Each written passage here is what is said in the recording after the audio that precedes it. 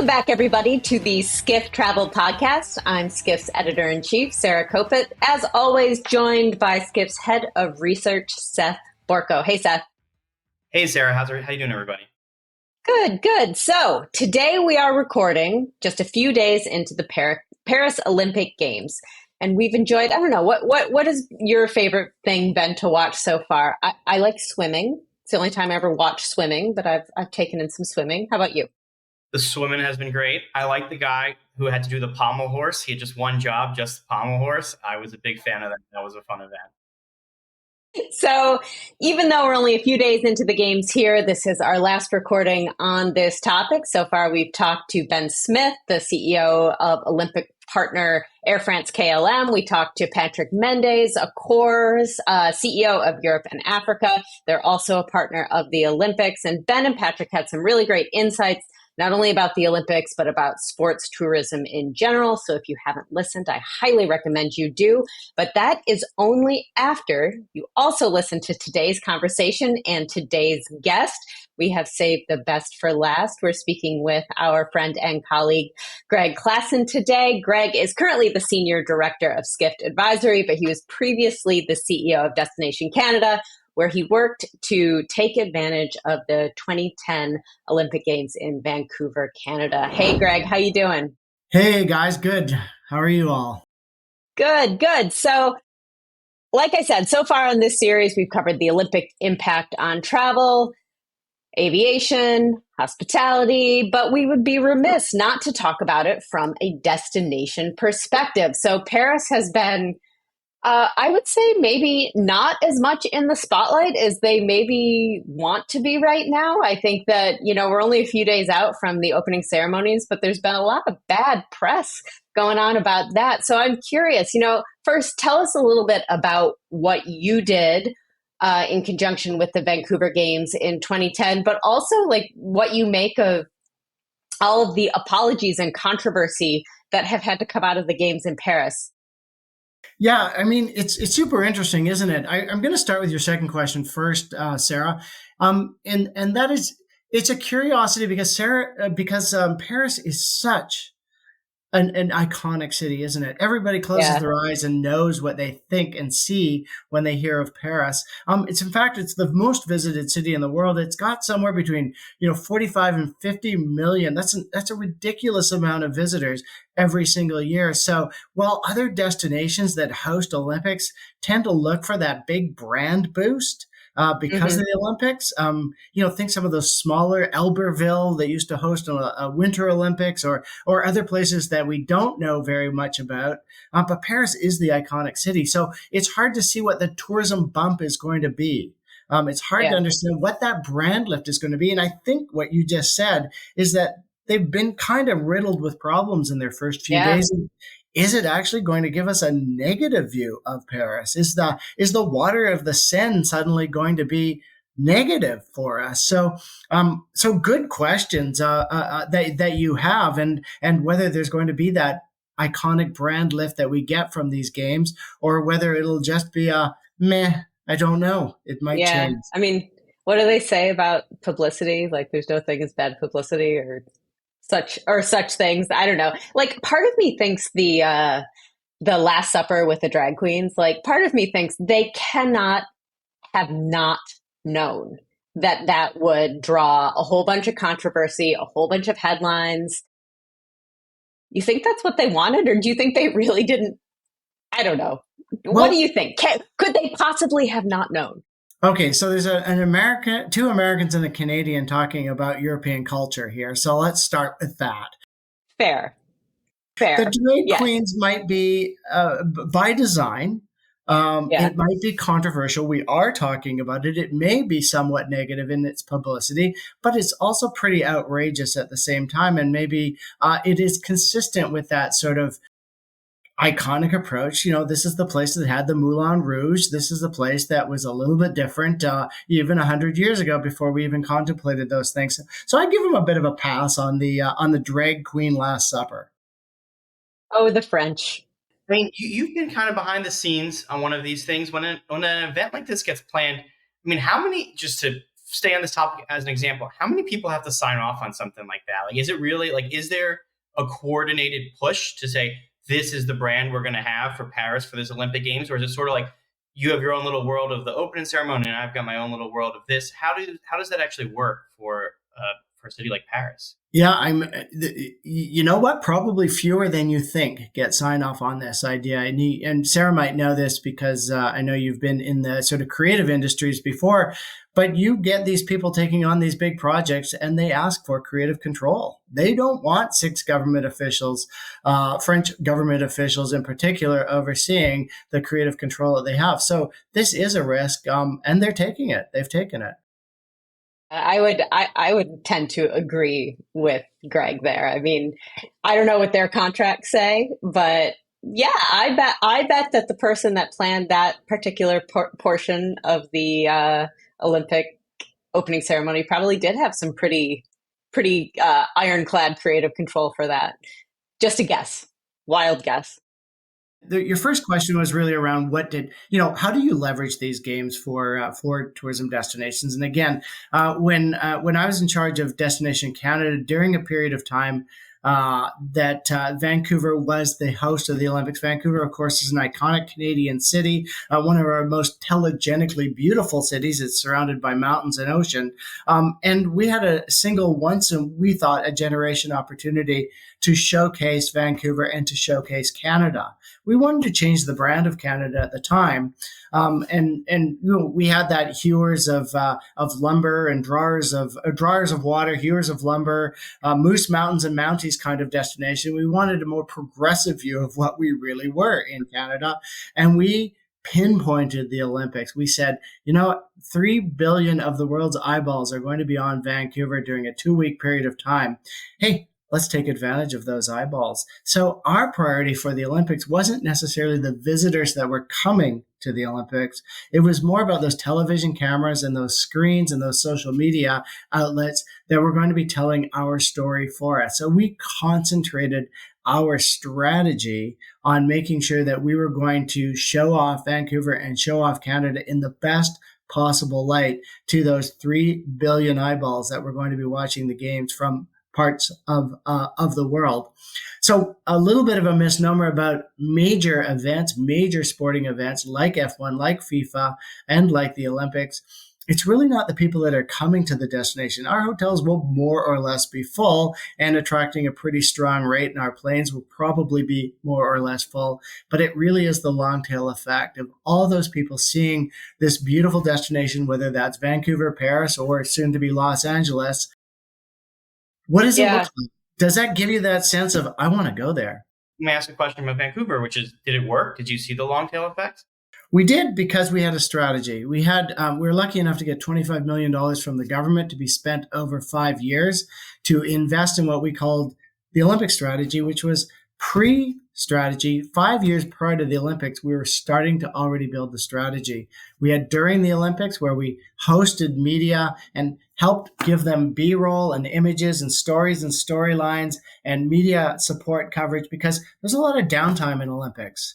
Weather delays and those kinds of things. So we wanted our stories to be pushed in there. So we gave them content that they could choose to play or not play, and they played our content. So we had during the Olympics, and then the post-Olympics we called Harvesting the Afterglow. And that was basically about saying, now that you've got all these warm and fuzzy thoughts about Vancouver and Canada, hey, here's a trip. Why don't you plan your trip here? And it did work. We did go back. We did a number of pieces of research to help see, did we get the brand lift? Yes. Did we get the visitation lift? Yes, we got the visitation lift. And really the long tail, and it's been about, 14 years since we hosted that Olympics. Vancouver needs about 20 more hotels in order to meet up demand. We're almost always full, and our rate is ridiculous and off the charts.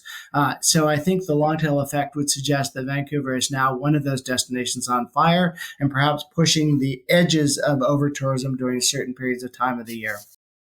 So do you think that is maybe like the Bible of what you would tell maybe a less touristy or a less, like, not Paris, not Los Angeles, somewhere that is really looking to grow its tourism? Is that the playbook that you would tell them to use if they were getting a big sporting event in their area? It is 100%, I believe, the right playbook. And yet, almost every destination since Vancouver Olympics has not used the playbook at all, Paris included. There is no strategy. Olympics are usually sold to the IOC or to their residents on the strength of it's going to build tourism, but there's never a tourism plan. There is never that plan to help leverage tourism, to leverage the 3 to 6 billion eyeballs on screens to watch those destinations, to help turn that into warm and fuzzy thoughts about that destination and future visitation. So it's not really being used. And to apply to FIFA, to apply to Formula One, some of those other iconic sporting events that will also attract major eyeballs, could use the same strategy. Well, I think it's interesting you talk about the audiences and who has a stake at the table. And, these games, and not just the Olympics, but FIFA, F1, all these games, they're getting more and more and more expensive to host.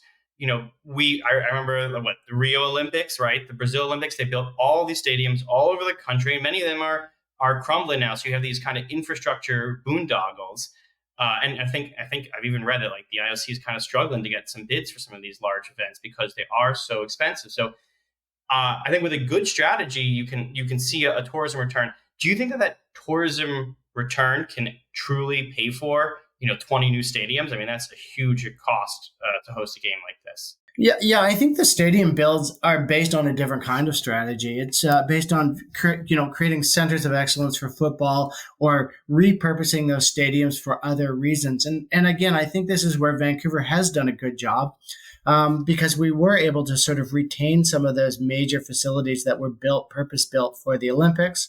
But those that no longer retained that, we've turned our speed skating center, for instance, into a community center. And it's extremely well used as a result of all of that. So it really is making sure that you have a plan for these assets that you're creating, not just purpose-built for Olympics, but with a plan afterwards. So it's not necessarily that tourism is going to be the long tail of those, but opportunities for training centers, for skiing excellence. I mean, Whistler hosted our downhill.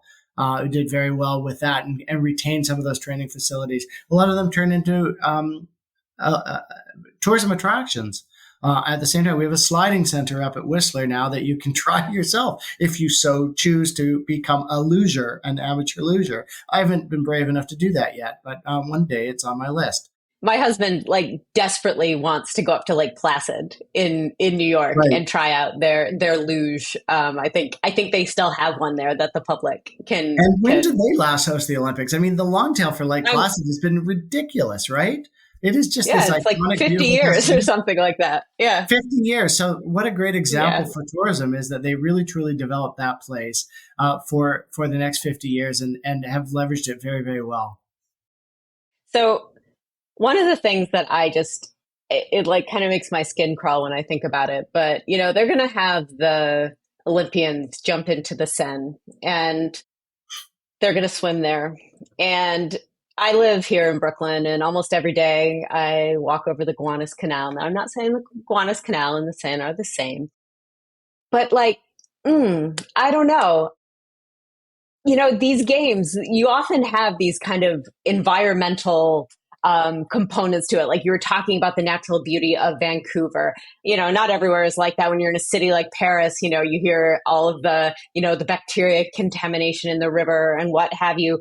But this is a very roundabout way to a question about the environmental impact of these games and how you kind of balance, maybe what you have, what might be being the impact, what might be being destroyed in the process. Does the environmental footprint of large sporting events, does that really weigh on destinations? And do you really take a minute to kind of think about how this is going to impact the natural environment for which, your city might really be known for? Yes, I would believe, it does. In fact, it's one of the criteria, I think, of the IOC. It's probably one of the criteria of FIFA. Those major events now have their sort of corporate social responsibility elements and the check boxes that they need to do in order to support that. The question, I guess, is it real? Is that just a Yeah. checkbox exercise?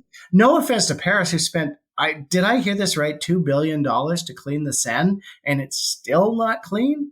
Yeah. That's But it's also not been clean for like how many like, I mean, Dickens was writing about this. So yeah. but if that were really truly one of the outcomes of hosting the Olympics, it would be a really good Yeah. thing, wouldn't it? If Yes. they and maybe Yes, they it got would. it 90% and they're just worried about the last 10%. Um, so I but I can tell you what Vancouver would have done. We have similar challenges. Every city has challenges. Yeah. We have challenges with homelessness and drug addiction in an area of Vancouver called the downtown east side. And instead of trying to cover it up and pretending it didn't exist, the first thing we did was bring media to see the downtown east side. We showed them the drama and the trauma of the challenges that we face as a city, but we also showed them areas of hope. We had centers where we were housing the homeless. We had areas of support. We had community groups. We had soup kitchens and things like that. We wanted to show the media a balanced story, but they were going to find that area. It's only a few blocks away from where they were covering the Olympics. They were going to find it anyway and tell their own stories, but we helped craft that story a little bit better. So it's possible that perhaps Paris could have said, we're hoping for that send, but we didn't quite get it quite right. But here's the work that we're doing to try to clean up the waters. And here's maybe what we've learned as a result that maybe other cities can apply. Wouldn't that have been a slightly better story than nobody wants to go in that water because it's so polluted? Yeah, and maybe Yeah. we can learn some lessons in Brooklyn and clean up the Gowanus a little bit had they followed that strategy, right? They're trying. They're trying every day. They have all their dredges out. And, Yeah, it was yeah. super fun site. I know a guy who once went scuba diving in the Gowanus Canal, and he wore his basically didn't get wet. He was fully covered. Fully covered. Fully covered. All right. Well, I think that's a great place to take a break. We will be back with Greg just after this.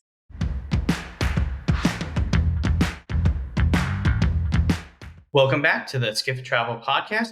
We are joined today by Greg Klassen, Senior Director of Skift Advisory, and we are talking all things Olympics and destinations. So, Greg, just when we left you before the break, we were talking about some of the ESG stuff, the environmental responsibility, the social responsibility. I wanted to kind of broaden this scope a little bit to some other big sporting events. Like I know the World Cup in Qatar has gotten a lot of flack over its human rights record back to building those stadiums and things like that. I mean, how do you, as someone who works with and advises destinations on planning for these events and this sort of things? I mean, we were just talking about whether those ESG things are check boxes or really mandatory and how they're being enforced and how they're being held accountable. I mean, what do you think about a situation like that?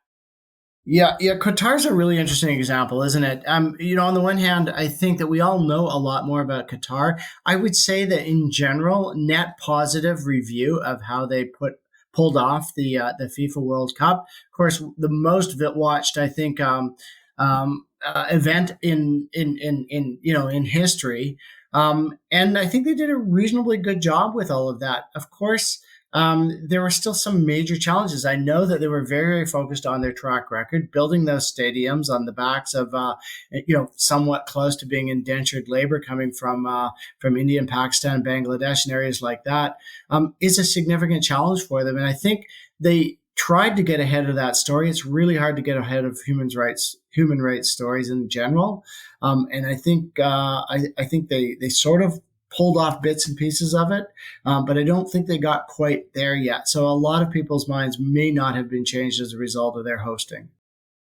Well, and we're talking so much about the negatives, so cost, environmental and stuff, but there are some great, warm and fuzzy stories that come out of the Olympics. It's like, I don't know, one of my favorite parts of the Olympics, I was saying, the pommel horse guy who just does this one thing, and these incredible stories of, I think I saw this retired school teacher, ping pong athlete competing for Chile. There's these really amazing cultural stories that come out of the Olympics and personal stories.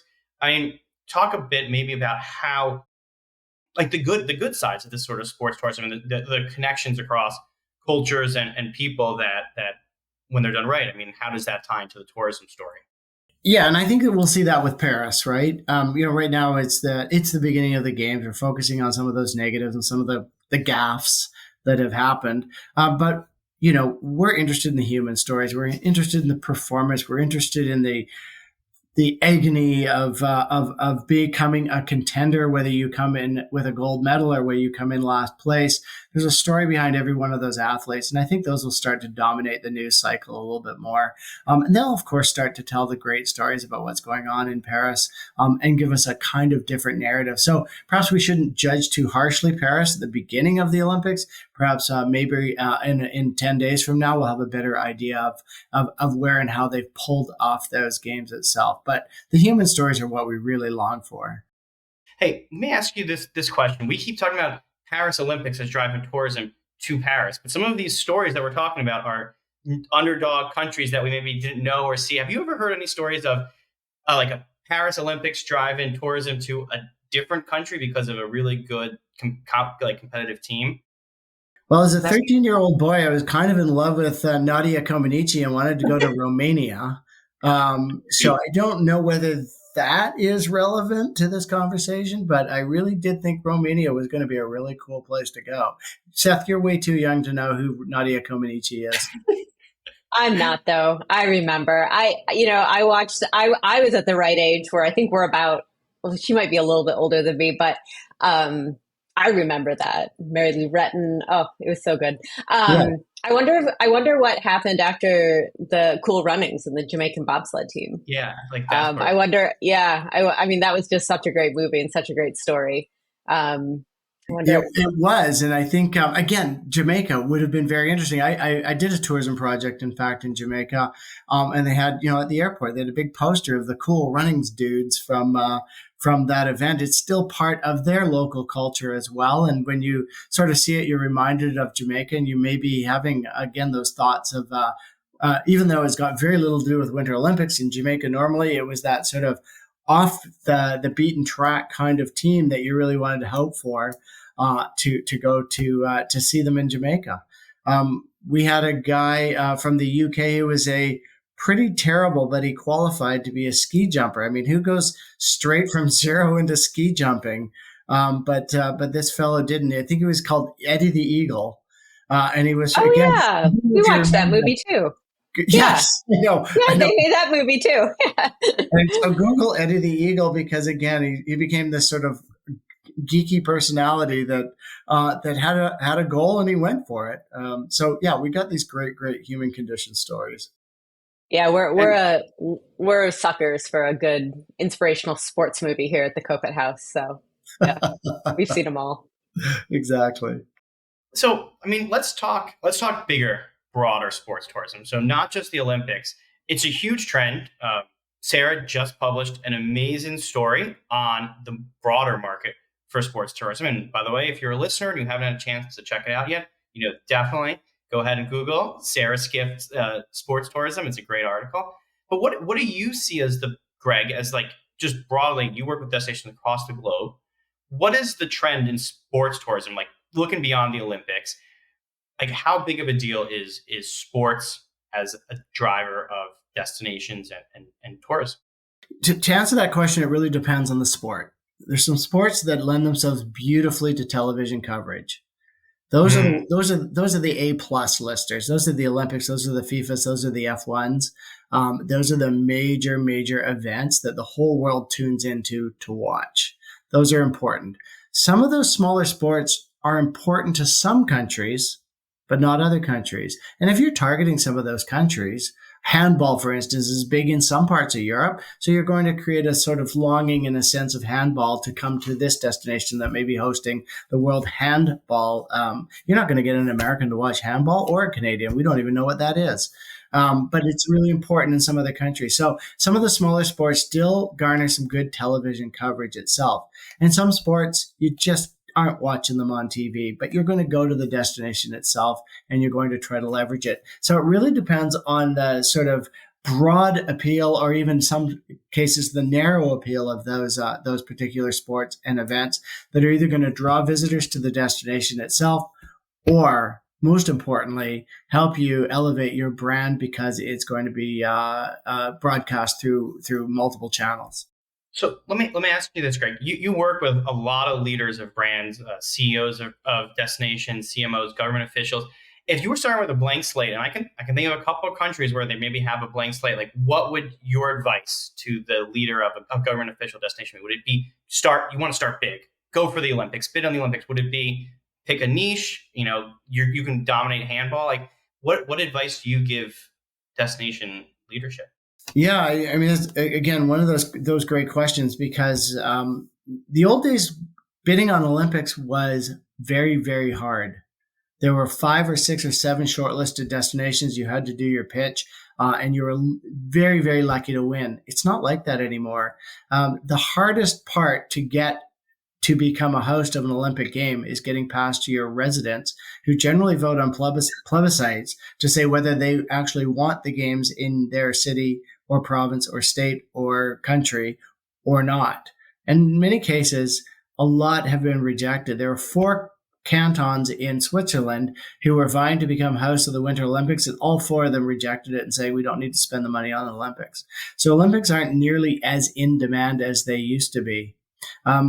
We know that the United States, Mexico, and Canada are actually getting the FIFA World Cup in the next couple of years. You don't want to know how much money they spent to draw FIFA to these destinations. In Canada, we're spending something like $75 million Canadian per game, just to FIFA itself. This isn't leaving very much extra money to help leverage those eyeballs who are going to be watching that game. There's a hope and a prayer that they're going to turn into brand awareness and visitation, but there isn't a plan because there's no money left for the plan, or there isn't a plan yet. So recognize that these big, huge sports are extremely expensive. They have high security needs that are even more expensive and far less of interest than they used to be. And that's why we're seeing some of those countries like Kazakhstan that are going for the games. Like you see when those Winter Olympics were being held in Sochi in Russia, again, they're hosting the games, but some of the bigger sort of countries are no longer interested in doing that. Well, speaking of security concerns, I mean, yet another thing that we didn't even talk about, because so many things happened in the events, were the train disruptions that happened before the opening ceremony. So a lot of people had a hard time even getting to Paris. Some Olympians didn't even make the opening ceremonies because they couldn't get there. For security and technology, what is the burden of the cities who are not just hosting the Olympics, but any of these like major sporting events, technological or otherwise, for security? I assume it has to be just astronomical these days. It is. I mean, the city of light is also the city of disruptions. There's constant protests in cities like Paris. And of course, this is prime opportunity. They get it. The world's 3 billion eyeballs on Paris. Hey, this would be a good time to strike. This would be a good time to protest. This is a good time to get our message across, and have some levels of disruption into Paris, because they're going to resolve very, very quickly, aren't they? And so they get it that this is an important international event. But I can tell you that puts the fear of God into almost any other destination that might consider the same thing, because they have to manage for those contingencies, and those are very, very hard to do. So if you're somebody like Kazakhstan, like you just mentioned, I mean, how do you budget for that? They probably don't have the budget for that. They might also have other ways of managing those challenges in Kazakhstan and places like that. There's less liberal ideas here that support that. So, but they do find the money for it, because again, these are destinations and countries that really want to leverage games to improve and increase their brand on the world stage. They want to be demonstrated as really important, and they also want to show off that Kazakhstan does have Winter Olympic facilities. So So, please consider coming there. And I think a destination like Kazakhstan would do extremely well in tourism because it's almost completely unknown. And there's an opportunity for us to really get to know them and recognize them for some of the amenities that they do have. Should they build an F1 track as well? Did you go there? I haven't been to Qatar. It's on my list. I'd love to go. Right. You're going to be the biggest admirer of the Kazakhstan Olympics. It genuinely looks like a beautiful country to visit. I mean, I'm being very sincere here where I say right. It's very much on my list to go to Central Asia and to see it. Yeah, and post hosting of the Olympics, gosh, I hope I got that right that they are hosting the Olympics. I think they are. And if they're not, then maybe they could be. But I do believe that they are going to benefit hugely from that brand awareness if they have a plan. Yeah. So let's talk. Last question. Let's talk about maybe some of the kind of emotional benefits of sports tourism. This was one of the things that I really wanted to touch on in the article that I wrote, because I think that we saw, the impact of concerts like Taylor Swift and the Eras Tour, and then you've got the Olympics, F1, the Super Bowl. That was a crossover with Taylor Swift, so that was just like an explosion of media. I don't know how else to say it. These things are some of the last great communal experiences. We're all talking in front of screens right now. We live with our phones pasted in front of our faces. But these live events, they do something a little bit different for us as human beings. We all get together, we cheer, we do it just for the fun of it. How do you think that destinations really benefit from that, emotional kind of spillover that they get for when sports fans come to their cities just for fun, just to cheer? It can't be underestimated. I mean, you've perfected that in the United States. You've got these ideas. People are choosing to come to the United States because they want to go to a football match. They want to have a tailgate party. These are unique to America and nowhere else. And we watch them on TV. We watch them in your American movies, and they're hugely fun. And we just don't share that same level of culture. So those are huge drivers of why we might want to visit you and go to places that have that level of culture. Olympic Games are beautiful. It makes us for even just a moment to forget that there's conflict in Ukraine and Russia, and there's conflict in the Middle East, and reminds us that sports bring the world together, that competing against other nations, you see contenders hugging each other across multiple sort of boundaries and jurisdictions and countries, and congratulating each other on the effort that they've made in order to succeed. It's just a wonderful, beautiful thing. And tourism loves emotional connection. Tourism loves emotion. We make our decisions not based on whether we can get a visa or how much it's going to cost for us to get there. We have an emotional connection to an idea of a place to visit, and we need that fulfilled. And tourism and sports and events really helps draw that emotion into our heads and helps put those places on the short list. I couldn't agree more, Greg. And I think there's something very travel friendly about going and looking at those Olympic gold medal tables and seeing all the flags. It feels very much like a travel experience, looking at a passport and seeing all the stamps or something like that, and thinking of all the great places to go. So thank you so much for joining us, Greg, and thanks for giving us your insights. Thanks, Greg. To run like this and what it means. So happy games, everybody. Enjoy. Yeah. Happy games. All right. Thanks, everybody. Well, I loved hearing from Greg. And if you've got a question for Greg, by the way, of course, he does this professionally. You can find him at advisory.skift.com if you need help with your destination strategy. And if you have a question for us, Seth or Sarah, well, you also know how to reach us. It's podcasts@skift.com.